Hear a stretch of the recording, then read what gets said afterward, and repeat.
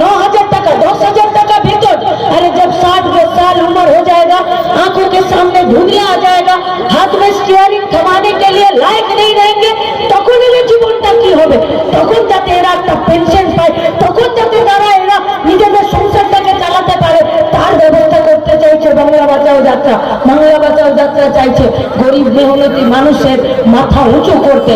বাংলা বাঁচাও যাত্রা চাইছে লুটেরাদেরকে এই রাজ্য থেকে বের করে দিতে।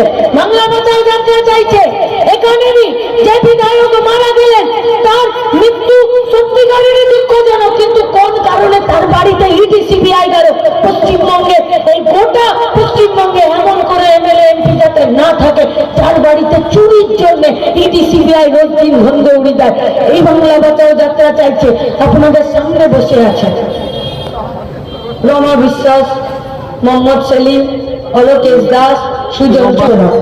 অন্তত এটুকু কথা বলতে পারি, আমাদের জনপ্রতিনিধি হোক আর আমাদের লাল ঝান্ডার নেতারা হোক, পার্লামেন্টের ভেতরে মোহাম্মদ সেলিম হোক আর বিধানসভার ভেতরে সুজন চক্রবর্তী হোক, হকের সাথে চোরকে চোর বলার বুকের পাটা রাখে। আর এই লড়াইটাকে সংসদ থেকে রাস্তাতে পর্যন্ত নিয়ে আসার জন্য মেহনতি মানুষকে ঐক্যবদ্ধ করে। ইসিলিয়ে वो लोग लाल झंडे से डरते हैं, इसीलिए क्यों?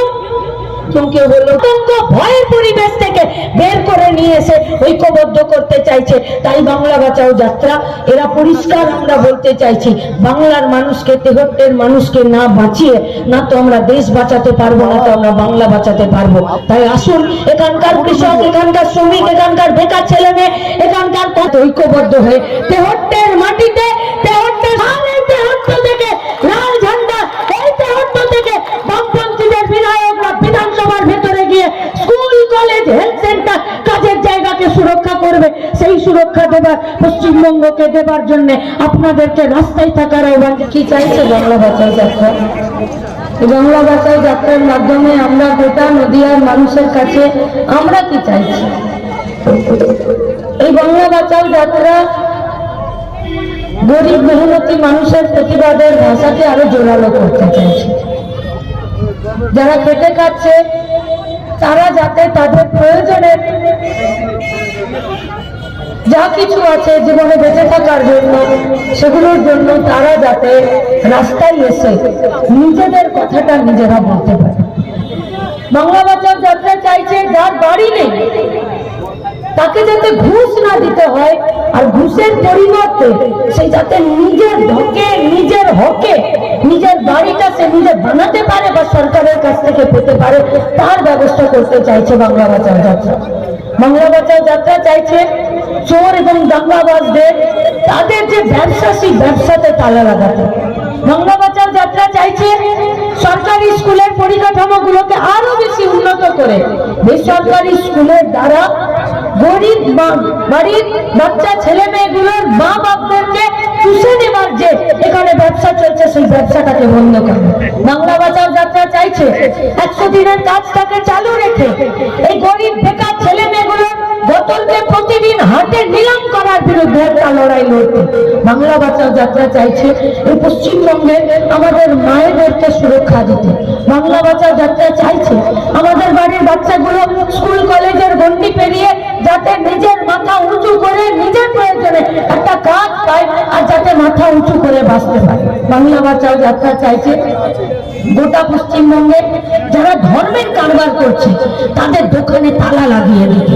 বাংলা বাঁচাও যাত্রা চাইছে 22,000 মদের দোকান আর ডিয়ার লন্ডারির ব্যাগের ছাতার মতো দোকানগুলো যা পশ্চিমবঙ্গের বেকার ছেলে মেয়েদেরকে নেশার জগতে অন্ধকার কানাগলিতে ভরে দিতে, সেই দোকানগুলোতে তালা লাগাতে।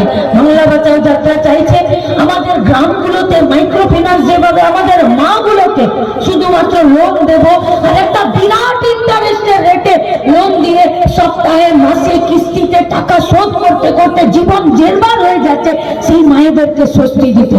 বাংলা বাঁচাও যাত্রা চাইছে গোটা পশ্চিমবঙ্গের লাখ লাখ পরিযায়ী শ্রমিকদেরকে, এই পশ্চিমবঙ্গে ওরা 22,000 কারখানার গেটে তালা দিয়েছে আর লাল ঝান্ডার সরকার ছিল লক্ষ কোটি টাকার বাজার তৈরি করে কারখানা খোলার রাস্তা করে দিয়েছিল, সেই বাজারকে ফিরে পশ্চিমবঙ্গে আমরা নিয়ে আসতে চাইছি।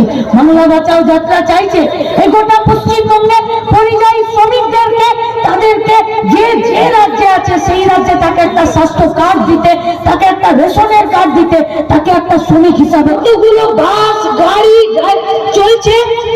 জানিয়ে আমার কথা শেষ করছি। ইনকালাব জিন্দাবাদ, লাল ঝান্ডা জিন্দাবাদ।